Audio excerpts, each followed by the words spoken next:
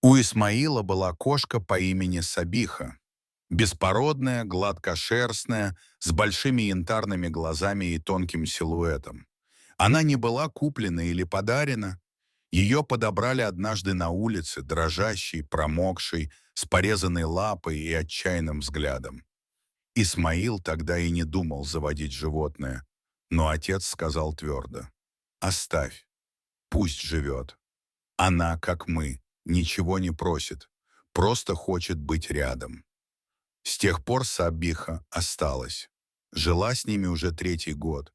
И, как это часто бывает с кошками, выбрала себе одного единственного человека, которому беззаветно доверяла. Это был не Исмаил, а его отец, Метин. Старик был частично парализован после инсульта, но с упорством, достойным уважения, отказывался от посторонней помощи. Он не хотел быть обузой для сына, передвигался самостоятельно, с тростью, аккуратно, по сантиметру, но сам. И всегда в сопровождении Сабихи. Кошка ходила за ним следом по всей квартире. Когда он сидел у окна, она лежала рядом. Когда ел, она дремала под столом. Когда ложился отдохнуть, прыгала к ногам, свернувшись теплым клубком. В ее поведении было что-то почти человеческое. Мягкая забота, терпение, наблюдение. И никто не мог объяснить, как она поняла, что именно Метин — ее человек. Может, из-за того, что он первым подал ей молоко. Может, из-за того, как он разговаривал с ней, как с равной. А может, потому что они оба, с поломками в душе и теле, просто нашли друг в друге понимание. Но однажды все изменилось. Утром Исмаил обнаружил отца почти без сознания. Он вызвал скорую и ту самую ночь провел в больничных коридорах. Сабиха осталась дома. Она не знала, что происходит, но что-то почувствовала. Не ела, не играла, не спала. Просто лежала у двери, ожидая. Метина больше домой не привезли. Он умер спустя 2 дня в реанимации. Исмаил похоронил отца без лишней суеты. Скромно, тихо, так, как тот бы и хотел. Но Сабиха об этом не знала. Для нее просто исчез ее человек. Исчез без следа, не простившись, не сказав ни звука. Сначала она будто бы затаилась. Несколько дней вела себя особенно тихо. Но потом началось странное. Сабиха стала уходить.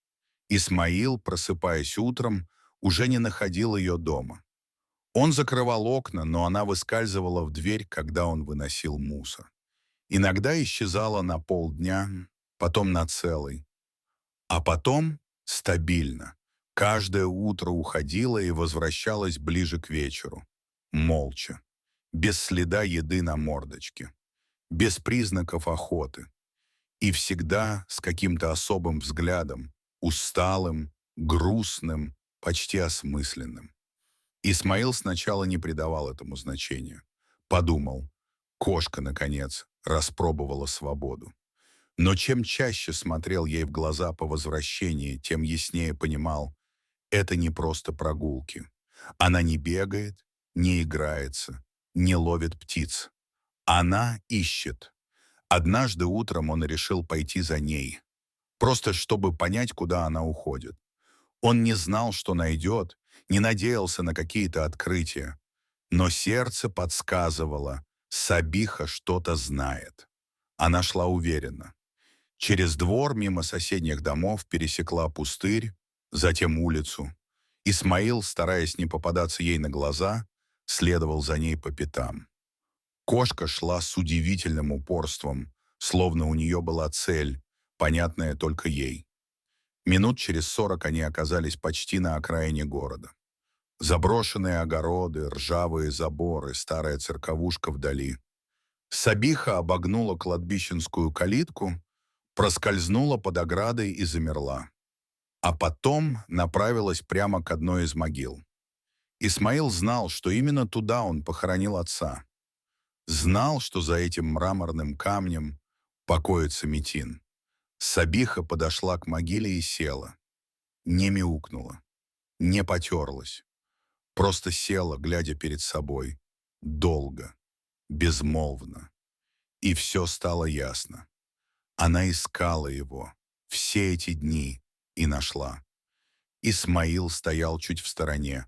Грудь его сжалась так, будто кто-то изнутри хватил за сердце. Слезы подступили сами собой, без разрешения, без слов. Ему стало так больно, как в день похорон. А может, даже сильнее, потому что тогда он все делал механически, по списку.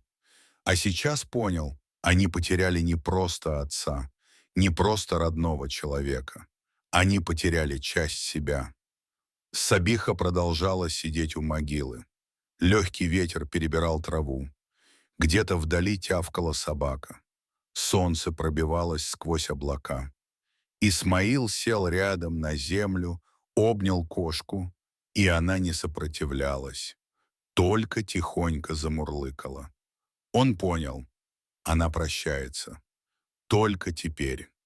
С тех пор Сабиха продолжала навещать Метина. Не каждый день, но регулярно. И каждый раз Исмаил позволял ей идти.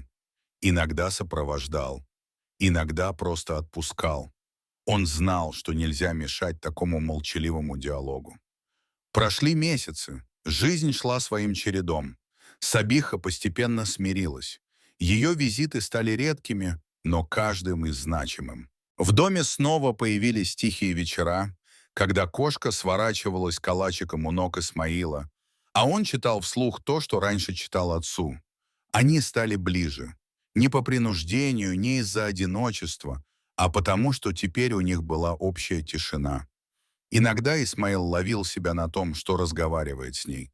Рассказывает о делах, о том, как скучает. Сабиха слушала с тем самым вниманием, которое не требует слов. Она не умела говорить, но умела быть рядом. А порой это важнее любых слов. И вот однажды, теплым весенним вечером, когда сирень цвела особенно щедро, Сабиха вдруг прыгнула к нему на колени, потерлась о щеку и посмотрела в глаза. В ее взгляде не было уже прежней боли. В нем была тишина, принятие и что-то похожее на благодарность. Исмаил понял, они справились. Она не забыла, просто отпустила, но навсегда сохранила в себе. Мы часто думаем, что только люди способны чувствовать глубокую скорбь, помнить, любить до последнего. Но животные, такие как Сабиха, напоминают нам, привязанность не зависит от слов, от породы, от понимания времени. Иногда молчаливое присутствие говорит больше, чем любая речь. Сабиха навещала отца Исмаила не из привычки, не потому, что ее кто-то туда водил. Она сделала то, что иногда не удается даже людям. Нашла того, кого потеряла. Прощалась, как могла. И в конце концов помогла пережить утрату своему новому человеку. А Исмаил теперь точно знал, если в этом мире есть место для такой любви, значит, все не зря.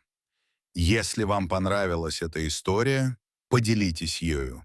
Пусть еще кто-то вспомнит, что любовь живет не только в людях, но и в тех, кто просто идет рядом.